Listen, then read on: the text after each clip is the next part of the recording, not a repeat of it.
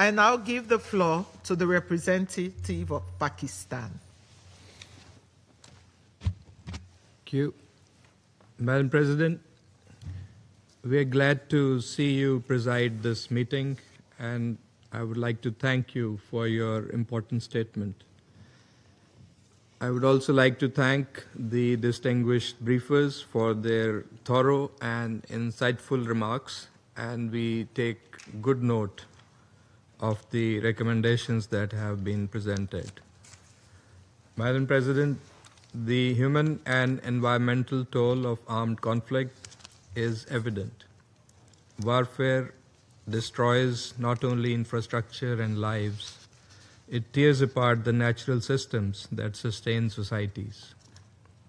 The impacts of widespread damage, millions of tons of rubble, explosive remnants of war, contaminated water, degraded soils, deforestation, scorched earth policies and their impacts, and ecosystem destruction linger long after the guns fall silent.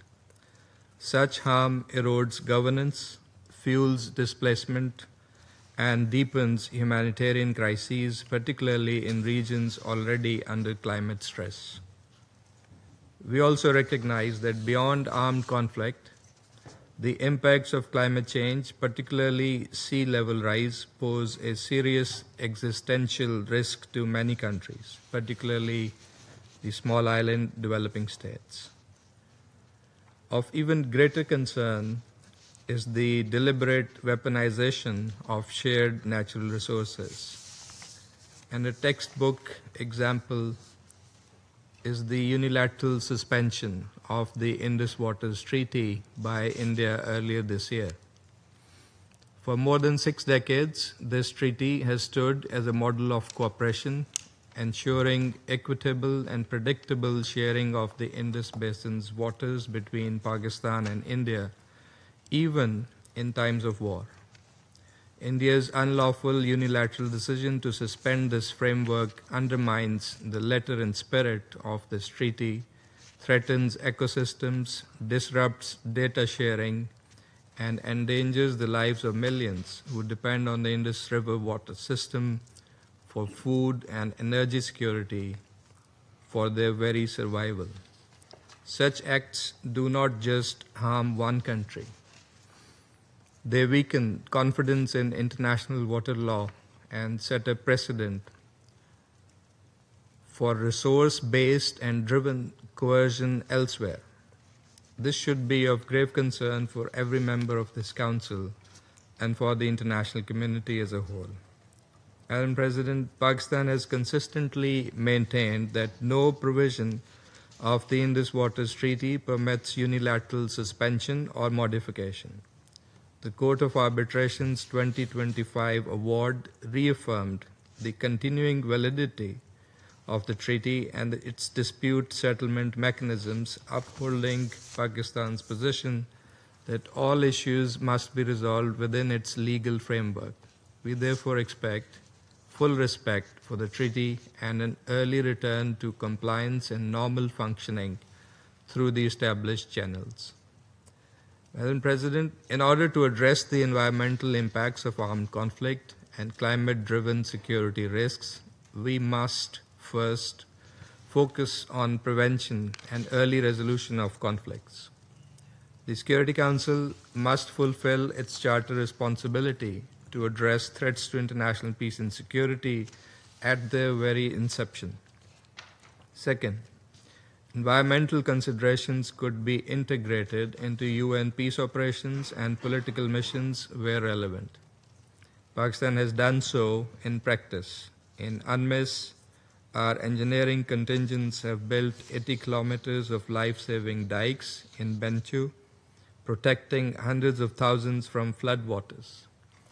In MINUSCA, our peacekeepers have facilitated transhumance dialogues to prevent resource-based tensions. We welcome growing attention to making peacekeeping greener. These actions should be embedded in planning, budgeting, and mandate design. Third, uphold international law, especially international humanitarian law. This includes the obligations for parties to distinguish between civilian and military objectives, to take constant care to spare the civilian population, and to avoid methods of warfare expected to cause widespread, long-term, and severe damage to the natural environment. Fourth, promote UN system coherence. Greater coordination among UN country teams, DPO and DPPA, together with regional organizations and international financial institutions, is essential to align activities for environmental recovery and post-conflict stabilization, ensuring that financing, technical assistance, and field operations are mutually reinforcing. Fifth, provide climate and biodiversity finance that is new, additional, predictable, and grant-based. COP30 in Belém offers an opportunity to deliver on this, including by adequately capitalizing the Loss and Damage Fund, scaling up adaptation finance, and agreeing on a clear path toward implementing the new collective quantified goal on climate finance. However, we stress that such finance must not be debt-creating, nor should it be double-counted with development, humanitarian, or peace and security finance. Madam President, while recognizing that environmental damage in conflict is not just collateral damage, but can be a multiplier of insecurity, it is Pakistan's firm belief that comprehensive measures to address and combat the pernicious phenomenon of climate change can be best pursued through universal platforms under a cooperative approach based on the cardinal principle of common but differentiated responsibility and the legal obligations and commitments of parties. Pakistan stands ready to work with all partners at all relevant forums to uphold international law, advance environmental recovery in conflict-affected areas, and ensure that shared natural resources serve as avenues for cooperation and not contention. Thank you.